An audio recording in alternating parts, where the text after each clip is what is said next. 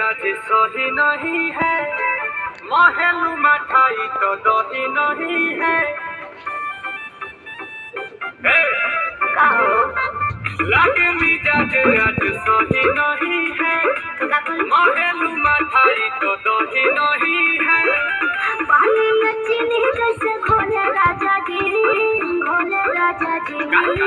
पानी में चीनी जैसे घोले राजा जी, घोले राजा जी। कमरिया गोले गोले, कमरिया गोले गोले, कमरिया गोले गोले गोले गोले डोले राजा जी। कमरिया गोले गोले गोले गोले डोले राजा जी। कमरिया गोले गोले गोले गोले डोले रानी जी। कमरिया गोले गोले गोले गोले डोले रानी जी।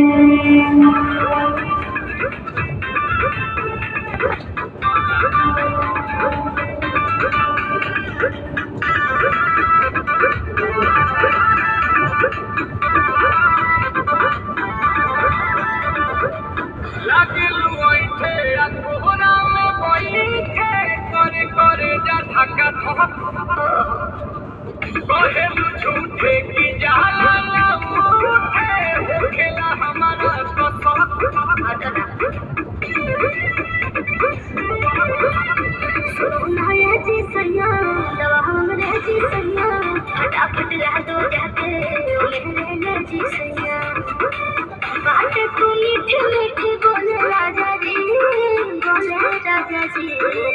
बात को मीठी मीठी बोले राजा जी, बोले राजा जी। कमरिया गोले गोले, कमरिया गोले गोले, कमरिया गोले गोले गोले गोले डोले राजा जी। कमरिया गोले गोले गोले गोले डोले राजा जी। कमरिया गोले गोले गोले गोले डोले रानी जी। कमरिया गोले गोले गोले गोले डोले रानी जी।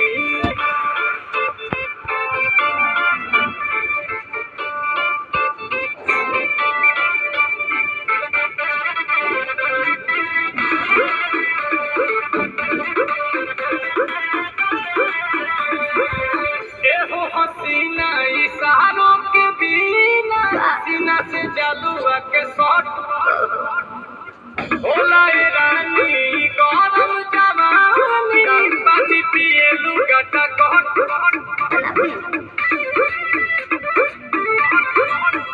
या कमरे में चलो जरा सा मुझ थमलो, कि तुम हो सीधे साधे तुम्हें हूँ थम कुछ लो। आओ दादा तो होले होले राजा